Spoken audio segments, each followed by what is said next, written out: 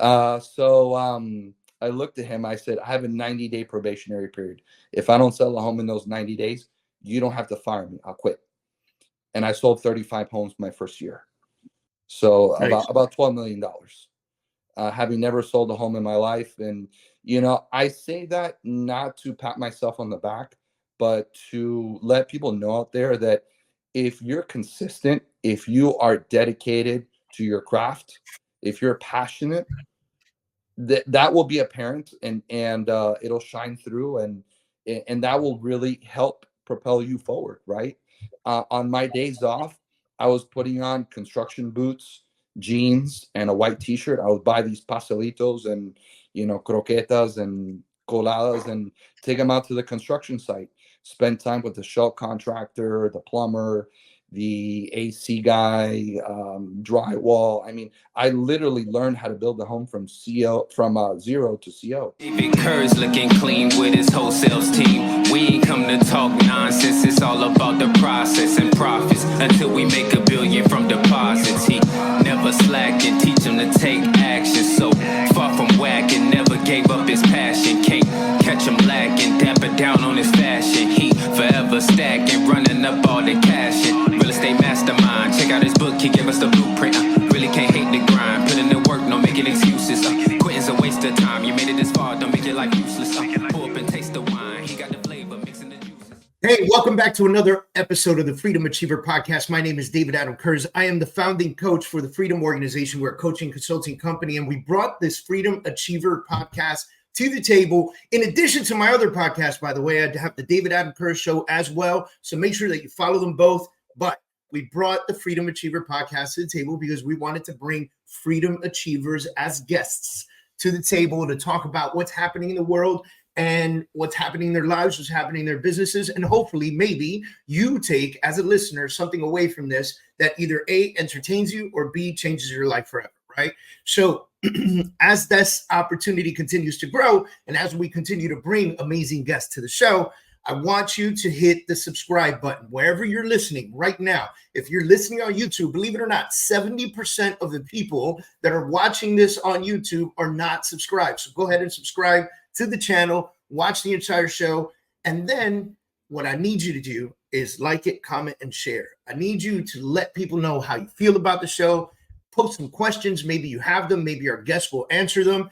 And go ahead and share it with some friends that might need this in their lives. Today, I'm bringing Sebastian to the table, good friend of mine, luxury real estate advisor here in South Florida with Compass Real Estate. I'm so excited to talk to him. I've known him for a very long time. I've known him since he was in the development world. We're going to talk a little bit about this. Sebastian, thanks for doing the show with me, man. Oh, man, I'm so excited and pumped. That intro is one of the best I've received in quite a while. So thank you for that. and thank you for having me on the show. Man, you're such an inspiring dude. It's a pleasure to know you and be your friend as well.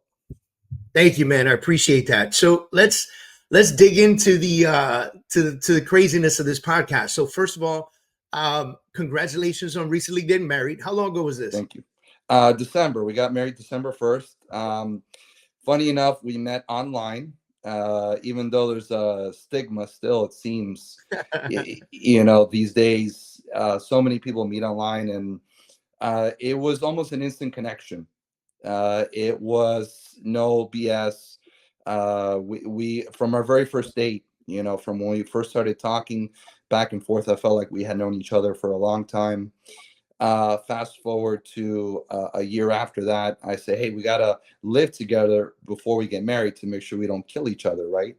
Make sure we're compatible, so it's a step that I feel like is necessary in every relationship before you take that next step forward. Of course, everyone has their own thoughts and opinions on that, which is fine. It's just I felt that was very necessary before moving forward with proposing. So then we lived together for about 10 months. I proposed to her up in North Carolina, actually with Grandfather Mountain in the backdrop, which is beautiful. If you've never been there, wow. I mean, up in the mountains, it's gorgeous. It's really breathtaking. We got married end of last year, spent about a year planning it. My wife did really 99% of the planning. I would have messed it up for sure. As it should be, sir. You know, As it should so be. no, it Listen, was I am a big believer that if you are a man, as a man who is marrying a wonderful woman who's intending to create a family, I believe that you have a ton of responsibility on your plate. But planning the wedding is not one of them. Like, that is the one time as a man you just have to take a step back, get the hell out of the way, and let your wife do whatever she has dreamed of since she was a little girl, man. yeah, and it's hard because I take a very I have a very take control of the situation mentality. Yeah, You know, as I've most always alpha been like males that. do. I've always been like that. So, you know, it was a new experience for me, right? To kind of take that back seat in that whole process. But no, she did a phenomenal job. I really tip my hat off to her. It's not easy. You know, to be I'm gonna laugh with you a little bit, man. Didn't it feel good, though? Didn't it oh, it feel felt good to great. see It felt things? great. Yeah, didn't it feel good to see things progressing and you like Yeah, didn't have to make any decisions, right? it really Fucking did. awesome, man. It was a new experience for me, but you know, I had actually told her, I said, "Hey, we should just elope. You know, the hell with the wedding. Ooh, You know, no.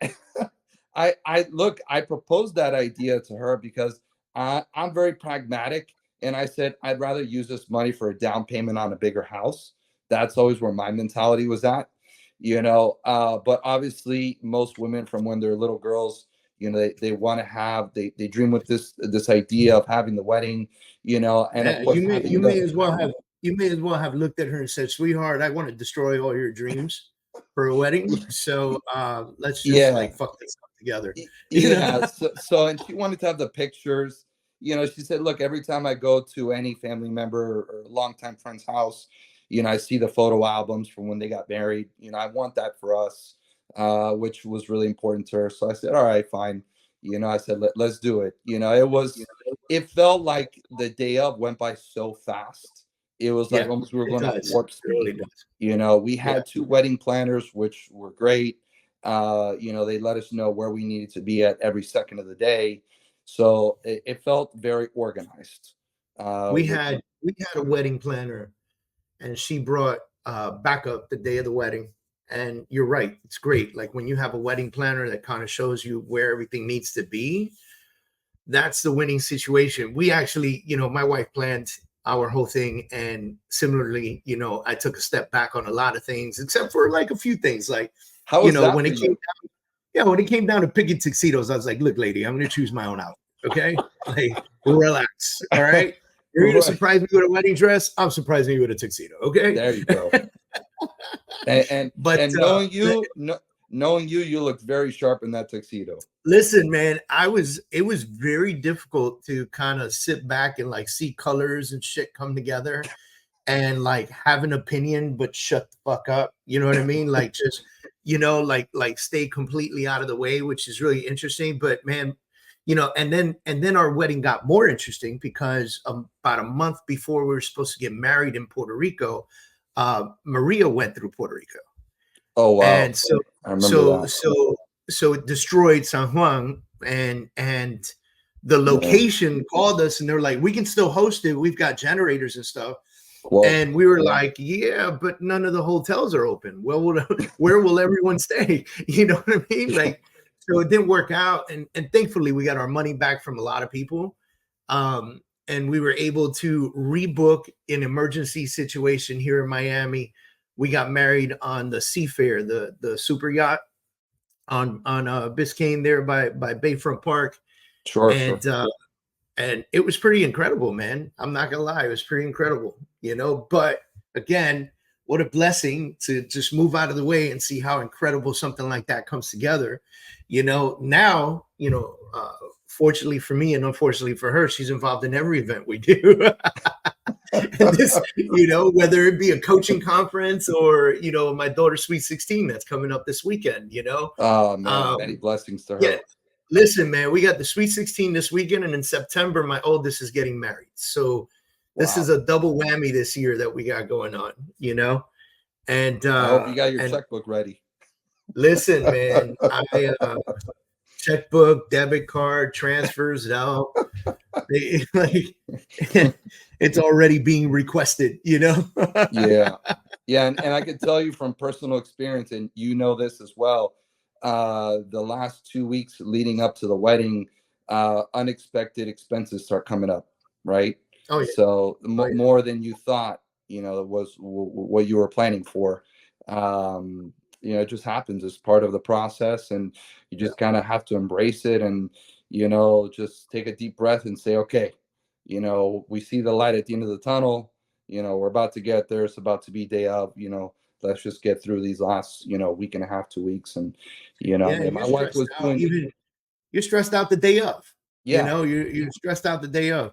I remember being on the boat already, and my father was asking, "Hey, what's up with the bar?" And I said, "Well, it'll open soon, but it's not open yet." And my father looked at me, and goes, "Yeah, right." He walked behind the bar, grabbed a bottle of Blue Label, cracked that baby open, and started serving all the groomsmen, because all the women were downstairs getting ready to do the walk, Right. and so all the guys were upstairs kind of twiddling their fingers, and we're like, "Nah, let's dig in." And we started digging in, which was it was phenomenal. And I was honest to God, highly inebriated when I was standing at the altar waiting. And, but I'll tell you what, as soon as that whole ceremony began, I don't know how you felt. I can tell you how I felt, but Yeah. as soon as that whole ceremony began and my wife stepped up to the plate with her father and she started to walk down the aisle, I sobered up faster than a motherfucker. And like I was like, "Oh, this okay? It's about to happen. It's my time, baby." That's awesome. Yeah, my father-in-law tried to get me inebriated. We had a room to get ready in the groom suite, and I brought in platters of food and beer and prosecco and orange juice, a whole bunch of stuff, right? Right. For everyone. And my dad, he came up to me probably 2, 3 times, and he asked me whether I was nervous. And I said, "Why would I be nervous?" I said, "This is one of the best days of my life." He said, "Well, it's quite opposite to what I went through." He was telling me the story how his attorney married him and my mom, and it's this July is actually going to be 40 years that they've been married. Wow. So quite a blessing, right? So Wow. my dad was like nervous, shaking like a leaf on his wedding day, and the attorney that was marrying them went up to the bar and said, "Hey, we need to get the groom a drink."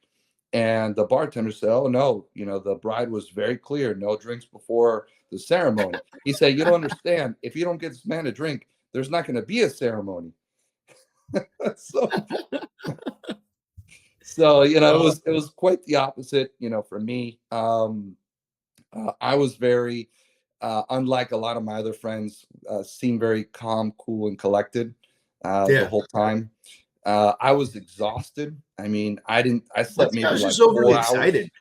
Yeah, Yeah. I think it was just, the excitedness, that kind of kept me up that night. Yeah. Like we had the traditional thing where I stayed in our house by myself. My wife stayed at her parents' house. She actually was doing her own flowers, believe it or not, doing a whole arrangement, that we got married underneath, the night before, so, I mean, she's a trooper. Really, like I would not have done that, but that's just me. That's Again, awesome. Yeah, another that's reason not why me I didn't do either. it. I even right now, I'm having disagreements with my wife because we've got my daughter's Sweet 16 on Saturday, and she's trying to do a lot of these projects on her own, like the arch and putting the flowers on the arch and like things like Yep. that. And I'm looking at her and I'm going, why? Like we can pay somebody to do this, and not to sound like a prick or anything, but I think our time is more valuable by allowing somebody else to do that, deliver it, and go through all that craziness. They got a day of makeup and hair and this and that. It's like a Sweet 16 is like planning a mini wedding, Yeah. and it's almost as expensive, by the way. So, So I'm it's open just, for boys. listen, man. Oh my God, bro. Oh We're my hoping for God. boys, both of us. This, God bless you, bro. I hope you get Thank them. you, man. All right. Let's dig into something else real quick. So you guys lived together before the wedding, and you said something interesting. You said, I think that's how it should always go down. I think it's a good idea for somebody to live together and make sure you're not going to choke each other out in the middle of the night, before you go commit to a longer paced relationship.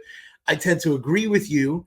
But there's so many people that would disagree, right? Like we live in a world with a lot of different religions, and most of those religions either A, choose your partner for you at a very young age, or B, they believe in complete separation until marriage, right? And so, it's funny how times have changed. Some folks will say, we've turned into sinners, et cetera, et cetera, et cetera. Mm. I honestly, and it's a very crazy, weird thing. Some people say, well, if everybody did it that way, the divorce rate would be low. But then we could argue that, 300 years ago, when they were choosing your partner for you, there was no divorce rate. It was minimal. Why do you feel that this is a step that everyone should take in today's day and age? So you bring up some interesting points. One, that things weren't like that back in the day, that there wasn't really any divorce rate. I feel like today in society, people give up too easily. People don't realize that a relationship takes work. Sometimes, it's not really about being right or trying to prove a point. Sometimes you really just got to take a step back, hear the other person out, compromise. That really is to the relationship that my wife and I have. That's really embedded into the core of our relationship is compromise. Because we both have different thoughts on things, different positions, right? Her grandparents almost had a fucking heart attack when they knew that we were moving in together before we got married. So, because they're very old school, right? Their parents or her grandparents are in their 70s, 80s. So it's a different mindset, right? It's a different generation. I feel like today, you should live with the other person beforehand because you get to know about the other person's quirks. You get to know whether or not you can live with those or not. Are they messy? Do they snore really loud? Whatever the case may be, right? You get to know And them it's on a funny much though, because deeper you level. talk about compromise too. So what would be the difference between what you're saying now and figuring out the compromise prior to marriage than figuring it out post-marriage? So, I think you need to know that you work well together. If you have a fight, I think that is a big defining moment in any relationship is how you respond when you have a fight. Do you just go off on the other person?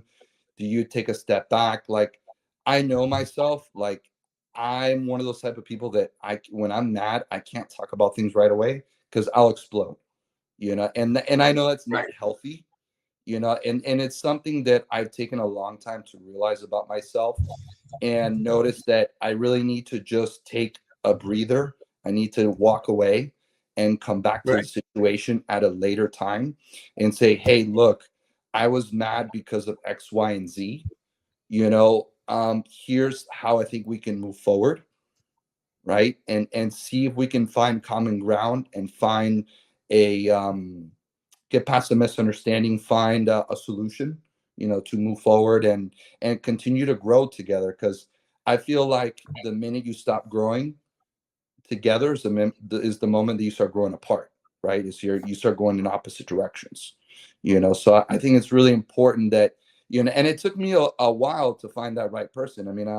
I'm young in the grand scheme of things. I'm 37 years old, but I had friends of mine that got married in their 20s, and a lot of them ended up getting divorced, because they were still kind of finding who they were, right? And they were still kind of years, maybe just graduated from college, So they're still trying to get their footing in life, right?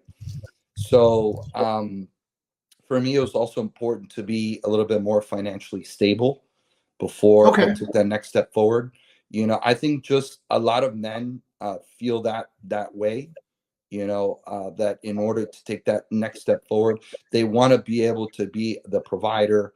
I think it's embedded in our DNA as men that we want to provide for our families, for our spouses, even though, it's totally normal for women to work today. And I mean, we have CEOs that are women all over the place. So, it's very different from what it used to be, right? Where the woman's position was to be, to take care of the kids and cook and clean. It's very much the opposite today, right? So yeah, I mean, I think all those things are really important.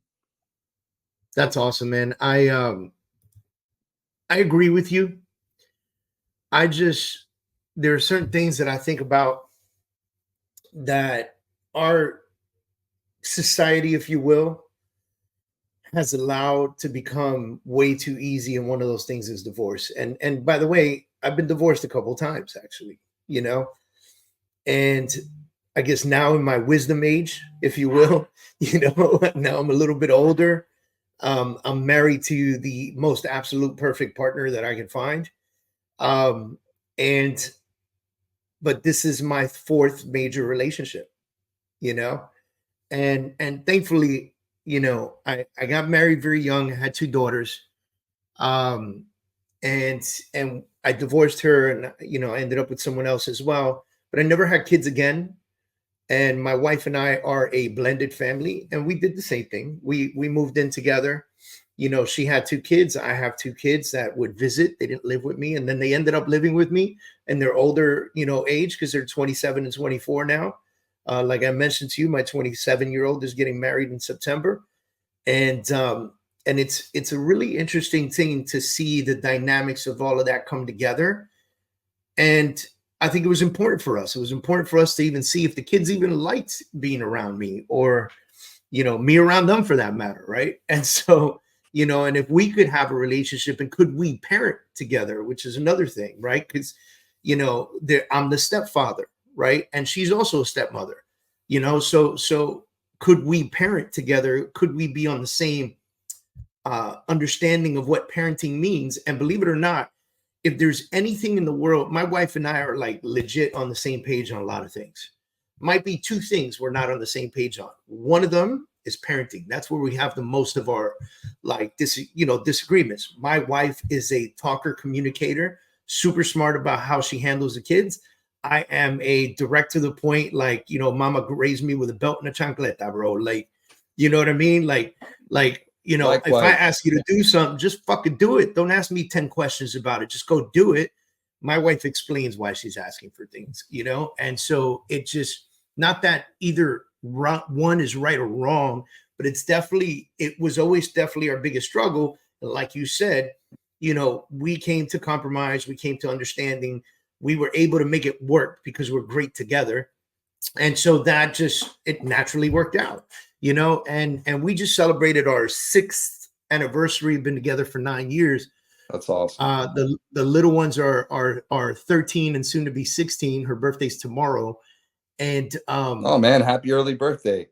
Yeah. And it's been an incredible experience. I mean, think about it. I've been with her for 9 years. So, the 13-year-old was super young, the 16-year-old was super young. I mean, they were babies, and when I first entered the realm of their lives, so you're right. I agree with you. I just know that I sometimes I tend to question the easiness of being able to get divorced in our country, and the lack of will of people wanting to even try. And I know my situations were a little bit different. Like you said, a lot of your friends that got married super young, they got divorced.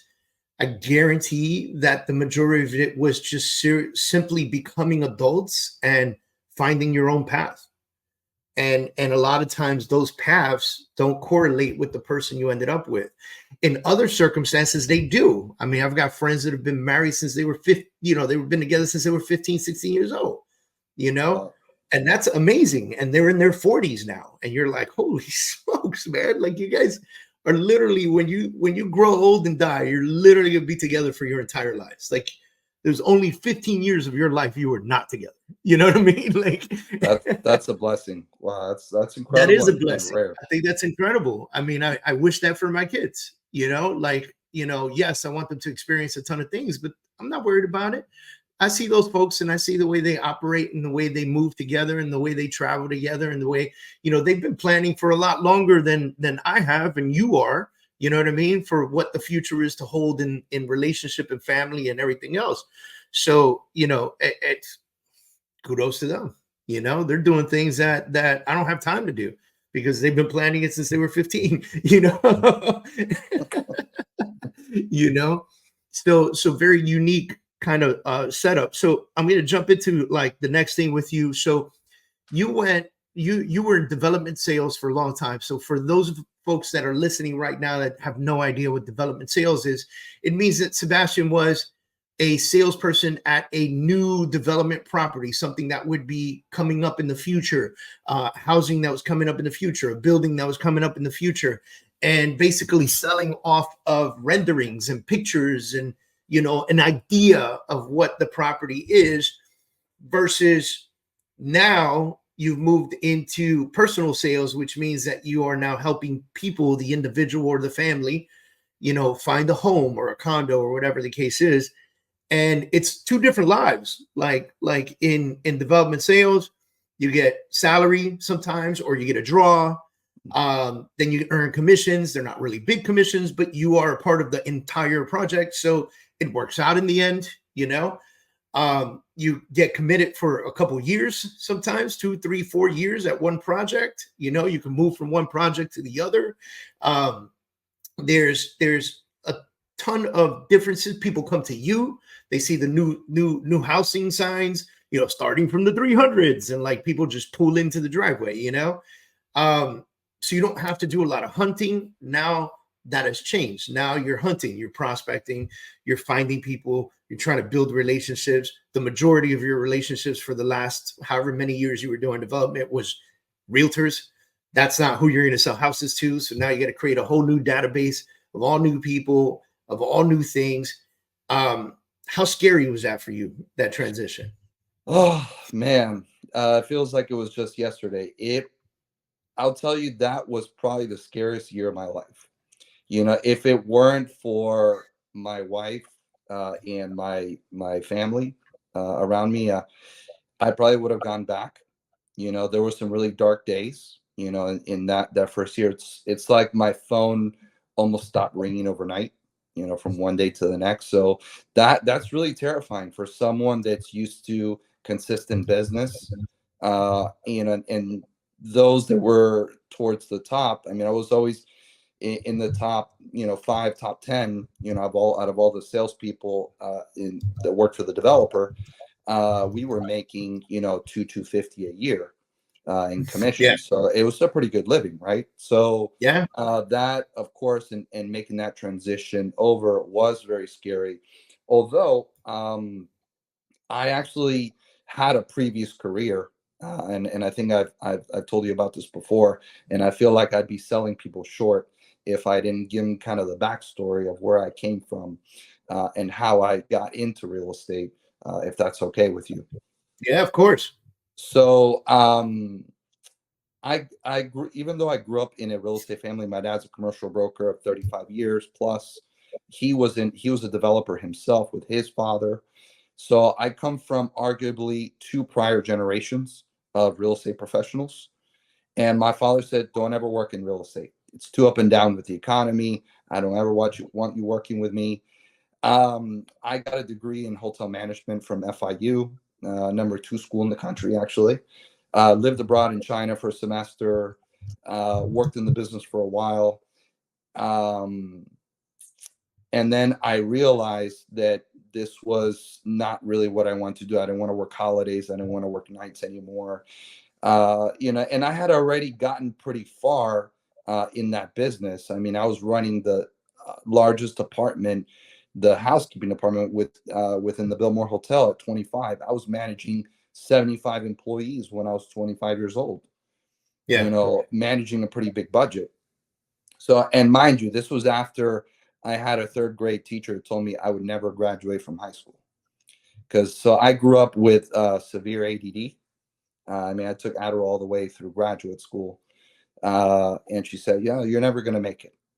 I don't know why you're trying so hard. So sometimes it's those people that really give you the biggest motivation. Yeah. We're talking about how, you making those transitions are scary, and how you have fear. You can sometimes use fear as a motivator, so sometimes it's individuals like that in life that really propel you forward, that really give you that power to make those decisions, and confidence, and knowing full well that you have the ability, that you're fully capable of being successful in that new role. That, yeah, it may take a while, like anything, you're building a business from the ground up, but it's going to work out and you're going to be successful. As long as you're consistent, and you work hard at it every day. So, So who here was it that told you? Who was it that told you that you wouldn't be able to basically win in life? my English teacher in third grade. I was 10 years old at the time. That's Um, that sort of shit pisses me off, because teachers are supposed to encourage you, and we hear these stories a lot about teachers who are, listen, simply garbage, like a shit teacher. Because I can tell you, my mom was a teacher for 30 plus years, and she taught English as a second language. And a lot of her students, a lot of them are doctors, nurses, like mentioned, 32 years, I think she taught, and she's been retired for a few years now. So a lot of these kids are grown up, yeah, and they still yeah, communicate with her on social media, and they're nurses and doctors and lawyers. You know what I that's mean? awesome. And these are kids that came to the country with zero English, from everywhere, from South America, Central America, China, Europe, whatever, and she had to teach them in English in an ESOL class, and somehow a lot of these kids made it, and I applaud her for being that kind of teacher, because there are way too many out there that are saying things like what you just said, But the beauty of it is that it's unfortunate, but 9 out of 10 kids might take that and run with it, right? They might take that and run with it. 9 out of 10 kids, easily 90% would say, yeah, she's right. Like, fuck it. And now God knows what they're doing, the other kids that she said that to. And then there's that 10%, you, who use it as fuel to become something better. And you just said it right now. Like, listen, I didn't take Adderall through grad school. There are kids without ADD taking Adderall in grad school, by the way. I just want to point that out. But Yeah, no, for sure. I think you hit the nail on the head. That day, I'll never forget it for the rest of my life. I felt completely destroyed. I was so hurt. I said, how could someone, at that level, it was an educator at a private school, mind you, say something like that. So, and I never told my mom until years later. And, she's like, why didn't you ever tell me? I said, because I know you would have grabbed that woman by the hair, take her out in the middle of the street and beaten the hell out of her, right? So, she probably deserved it, yeah. So yeah. At 25, I decided I want to change careers. I had gotten my real estate license because eventually I want to buy a house. So I want to know a little bit about what this is like, right? What it's about. Luckily, my father was selling a lot of land to this developer that I ended up working for.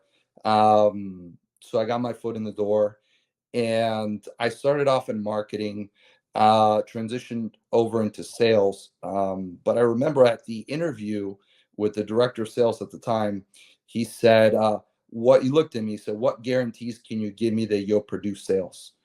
And I'll admit, I was a little cocky, full of myself. Here I am in my mid-20s. I said, I can sell anything. So I looked at him. I said, I have a 90-day probationary period. If I don't sell a home in those 90 days, you don't have to fire me. I'll quit. And I sold 35 homes my first year. So Nice. about $12 million, having never sold a home in my life. And, I say that not to pat myself on the back, but to let people know out there that if you're consistent, if you are dedicated to your craft, if you're passionate, that will be apparent, and it'll shine through, and that will really help propel you forward, right? On my days off, I was putting on construction boots, jeans, and a white t-shirt. I would buy these pastelitos and croquetas and coladas and take them out to the construction site, spend time with the shell contractor, the plumber, the AC guy, drywall. I mean, I literally learned how to build a home from zero to CO. And then I spent time with the loan officer, shadowing him, asking him questions. I literally filled out a yellow pad paper, all the sheets with questions, in different scenarios, different loan types. And the idea was not for me to become a loan officer, but to be proficient enough to where when a buyer asked me about something, I could answer it, to the best of my ability. Then, with the title person, the insurance guy, it's like at the end of the day, I wanted to be a master of my craft. That, and I was going to 3 to 4 networking events a week. Yeah. If you were a realtor, I wanted to meet you, and I developed very strong relationships. I remember going to your office when you were on Grand and Douglas in the corner, years ago, and trying to sell projects to you and your team and doing presentations. And it's really just that. It's knocking on doors. It's and you're going to get no's. You're going to get 10 no's before you get a yes, but every no gets you closer to that yes, right? Is what a lot of people don't understand, is that, they take that no and they hold on to it. It's like, no, man, you got to put that down. You got to keep moving forward. You got to continue pushing forward, because there's plenty of yeses in front of you. If So one door I'll doesn't ask open. you this. I've got so as a client, I have a coaching client right now who's a local developer in Florida. He develops in Florida, in Miami and Orlando, and they're a client of mine. They hired me on to consult the developer on his sales team and to coach the sales team. And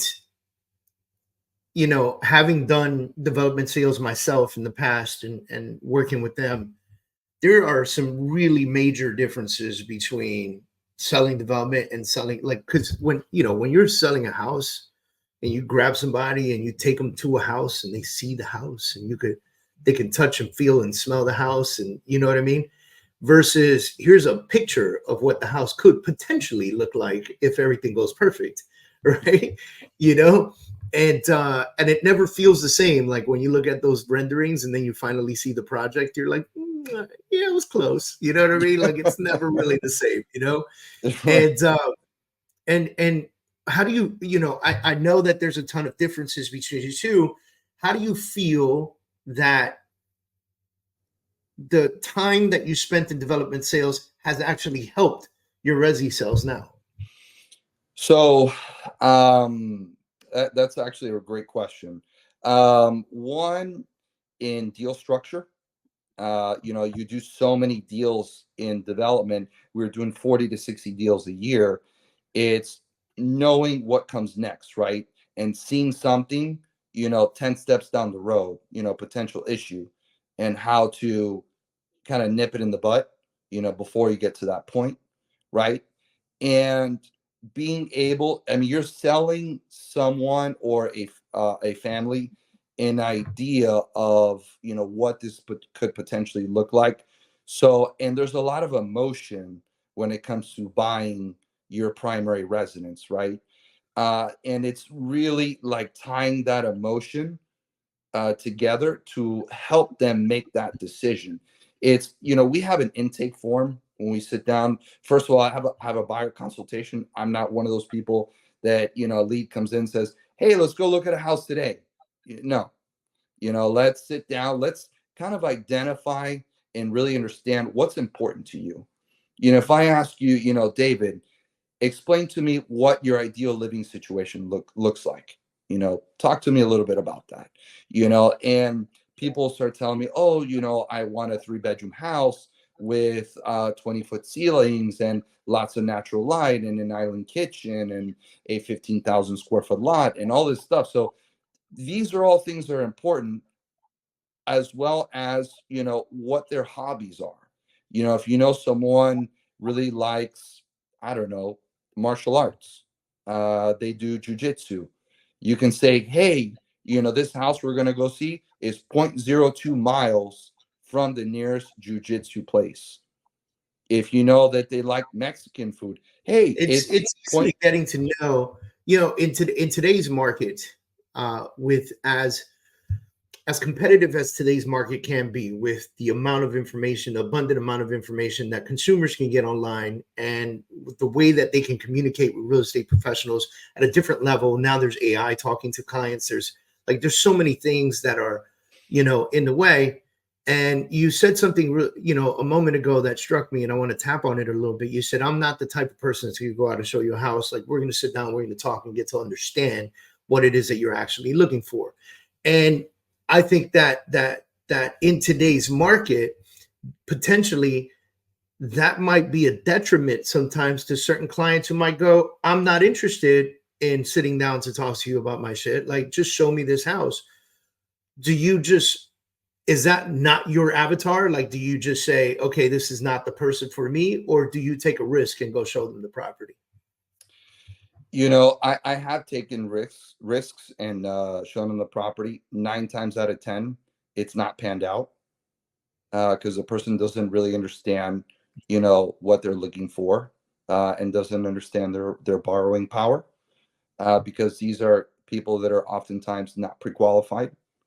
Right. I think, showing a buyer something when they're, trying to obtain mortgage financing, they haven't gone through that process, is a complete waste of time. Interesting. So yeah, I mean, I may have a different perspective on things, but I feel like it's worked for me in my business, and I would challenge that person and say, what is it about your situation that you just want to hop at looking the first house that you see? Interesting. I think a lot of people get nervous with that. I think a lot of people are, first of all, I think a lot of people nowadays are nervous to meet with anybody. Does that make sense? Because we do live in that world too, and so it's definitely a challenge. What you're saying is definitely a challenge to be able to do that and sit with somebody, because nowadays people want immediate gratification. They want to at least see the house. I'll tell you what I would do in this situation. And I'm a different dude. I consider myself, in the way that I coach, to be significantly more aggressive. So one of the things that we coach is go show the property, because sometimes you could have an impromptu buyer's consultation on the hood of a car.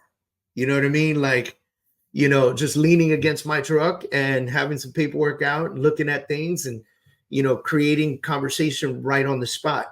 Because I'm a big believer, as are you, which is why you do the things the way that you do. And I already know, I'm a big believer that we got to get in front of this person and develop a relationship with them. I like developing my business based on relationship versus transactions. And sometimes if you're not my avatar, I'll walk away, but knowing the world that we live in, it is nuts to lose somebody today, because people are, you talk about ADD, they're moving on to the next website, like right away, right? Like if they type in homes in Miami Beach, and they're going to get 70,000 websites, and they're going to click one, it's yours. They submitted some information. They're curious about a property. And then that's as far as they get on your website. They hit back, and they end up back at that Google search, and they hit the next website and the next website, and it's the person who communicates with them the fastest that will win. And a lot of times you call these leads and they go, I don't remember which one I was asking on. And you got to remind them and, send them the property so they can see. Yeah. And well, yeah, that one. Oh, yeah, yeah. Can you Uh, show that to me this week or tomorrow or whatever? And you're saying, hey, listen, let's talk a little bit more. It's interesting to see the both aspects of it. And you're right. A lot of times it doesn't pan out for that first house, but I believe getting in front of them is the key, right? Like getting there, yeah, and meeting. absolutely. Yeah, You know, I mean, most oftentimes the clients that I come across, they are okay with actually meeting in person, especially those that are buying homes, let's say north of 1 million. They want to really establish a relationship, as opposed to it being transactional. They want to, make sure they know that you are a competent professional, and yeah. that you know what you're doing, right? So that's been my experience. um I my opinion, arguably, we have one of the best websites out there. It's miamirealestate.com. Super easy to remember. uh Yeah. so That's it's amazing. funny. The That's a what's tough that? one to get there. That's a tough one to Yeah, get there. You got it. the lady I work with, Audrey, I mean, she's an icon in our business. She's been doing this for 40 years. And she jokes that she got it when the internet was born. So That's awesome. she's been at it That's quite awesome. quite Which quite she, by quite a the way, long time. Audrey's probably not lying. She's probably not lying. Yeah. So And she's probably actually, not lying. She she was one of is. those that was like, huh, there's this thing called web addresses. I'm grabbing this one. Yeah. You know? Someone went up to her and said, "Do you know what the World Wide Web is?" She Yeah. said, Yeah. "No, what is that?" And she got the And website. Teases, man. It's I think nowadays we're limited on how cool things are when they come out, because so many things have come out in our lifetime, you know. I'll be in Vegas in April for a conference, Mindset Summit, and with some good friends of mine. And I'm one of the speakers, and I'm going to help co-host the afternoon. But the keynote speaker is a robot. wow. Yeah. So I'm like, this is a new world. You know what I mean? Yeah. Like you don't even need to be human anymore to be a keynote speaker. And I think that's crazy interesting. I cannot wait to see this live in person. Like I'm going to sit right up front and watch this robot answer questions. And, hopefully it doesn't turn out to be like the movie I, Robot or something, but, where she takes out everybody in the room, but, God willing, I'm excited about that. And nowadays things come out, we just don't get as excited about them, before internet came out and then the cell phone came out and shit like that. And you were like, wow, this is a smartphone. Now every smartphone that comes out looks exactly the freaking same. Like, honestly, I feel like the last 5 years has been about how good the camera is. You know what I mean? I feel like we're buying cameras, $1,000 cameras that allow us to call people, Yeah, I was watching the news earlier this morning. I watch a lot of financial news where they're talking about the stock market, and they're talking about GDP growth, and they're talking about the economy at large. And they were talking about Apple, how Apple has taken more of a bearish approach recently, right, as opposed to a bull, and how Apple hasn't really come out with a lot of innovative things lately. And it's been, to your point, it's been more so the last few iPhones have been more about how much better is this camera, right? Well, Or how much more memory. Just think about what they came out now with the headsets, as cool as those are. Remember how the first iPhone was? It was like a little big and heavy and blocky. Like those big headsets that they just came out with. There's people driving. There was a video that came out of a guy that got pulled over because he had his self-driving Tesla driving on the highway while he had his headphones or his eyesets on, his goggles on, doing some work on the iPhone, and I was like, this is bananas. Like people were walking down the street just throwing their arms around like grabbing apps and moving them and typing, and they're walking down the street because they can see through the lens, which is what made this one so special, right? That you could wear it and still do other things. And I'm just gonna wait like maybe 5 years till they get significantly smaller, you know. And it's gonna be really interesting, brother. I thank you, first of all, for your time to doing this with me. It's been an incredible, man. We talked about marriage, we talked about sales, we talked about all kinds of, I didn't even get into everything that I really wanted to talk about. So we might have to do a part 2 one day. Sounds good. You know, dude, thank you for being on the show with me and doing this with me, Sebastian. It was a pleasure, man. It's always an honor to talk with you, David. You're a great friend, great professional. Thank you, man. And thank you. Same feeling is the same. You know, thank you for being on the show. Thank you for bringing your professionalism to the table, man. I really appreciate it. Thank you, brother. All the best to you, and I'm sure we'll see each other soon. Yes, sir. Ladies and gentlemen, thank you for tuning in. If you made it this far in the show, chances are you like what the hell we're saying, and you were either A, entertained, or B, we said something that's going to help in your life. So go ahead and hit that subscribe button, like, comment, and share. We appreciate you, whether you're listening to this or watching it on YouTube or listening to it on any of the podcast streams. We want to be your source for entertainment and knowledge. Thank you, everybody, for tuning in. My name is David Adam Kurz, founder of the Freedom Organization. We look forward to seeing you next time.